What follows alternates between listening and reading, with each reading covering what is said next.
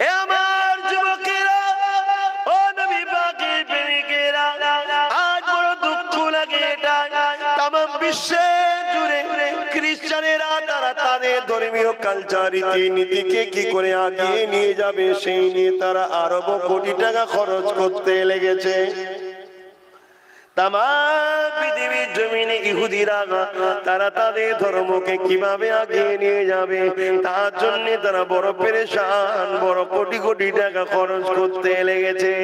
যে যা ধর্মের কালচার রীতিনীতিকে আগিয়ে নিয়ে যাবার জন্য ব্যস্ত আছে, অথচ আল্লাহ পাকের মনোনীত ধর্ম ইসলাম, সেই ইসলামে খরিদ ছিলে আমরা তোমাদেরকে বলিনি যে আগিয়ে নিয়ে যা বাবা, কমসে কম নিজে আর নিজের পরিবার কোন ইসলামের মধ্যে একটু রাখো, এটাই দাবি করি, এর মধ্যেও পাওয়া যাচ্ছে না। কোন ঘরে ইসলাম আছে বলো?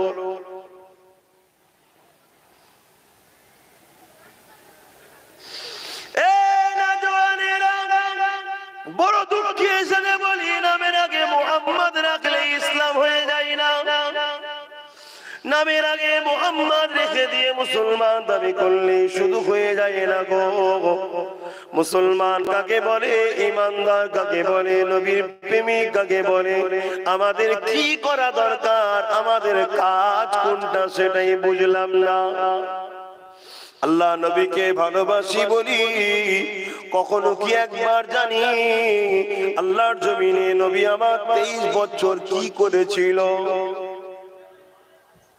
এটাই জানি।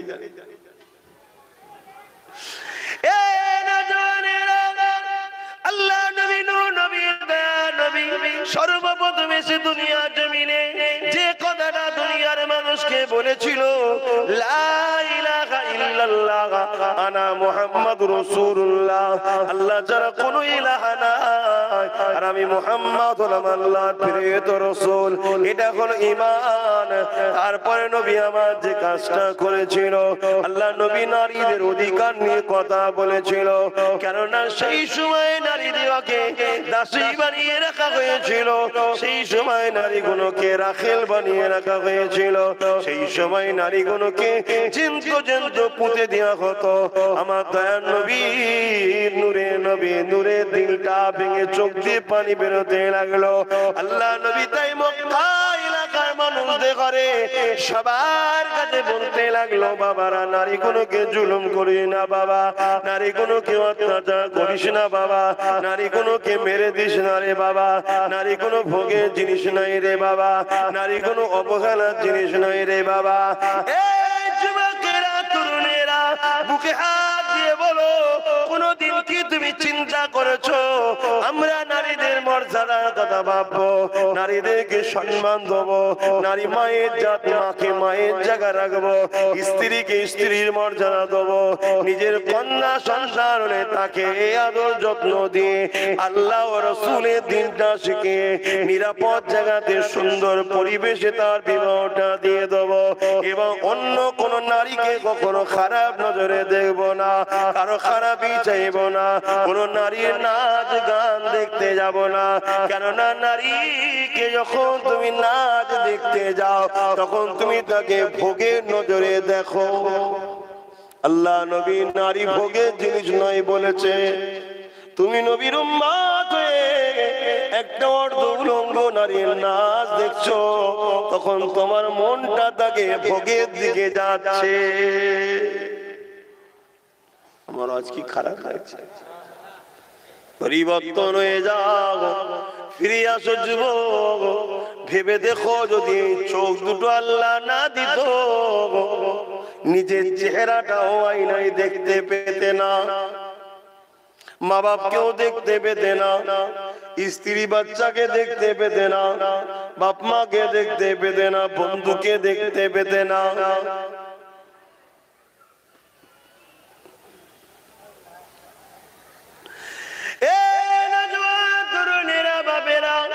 আমরা ইসলাম বলতে কি বুঝি? আমরা ইসলামকে তো কুক্ষিগত করে দিয়েছি।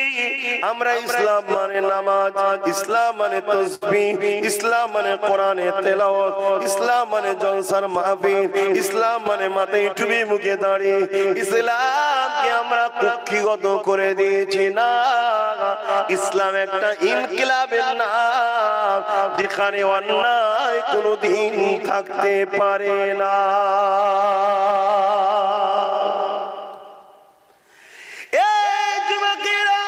যুগে যুগে যখন মানুষগুলো শয়তানের দলদাসে জমিনের উপরে আল্লাহর সৃষ্টিগুলোকে জুলুম করেছে, জমিনের উপরে ফিতনার বীজ বুনেছে, জমিনের উপরে অশান্তির দাবানল জ্বালিয়েছে, জমিনের উপরে নারীগুলোকে রাখেল বানিয়েছে, জমিনের উপরে গরিবদেরকে যখনই শোষণ হয়েছে, আমার আল্লাহ তখনই যুগে যুগে ইসলামের পক্ষে একজনকে নবী রাসূলকে পাঠিয়ে দিয়ে, কিতাব পাঠিয়ে দিয়ে, তিনাদের দ্বারাই জমিনের উপরে আল্লাহ নাই সত্য ইনসাফ, ইনসানিয়াত, এক কথা ইসলামের কাজকে জিন্দা করিয়েছে।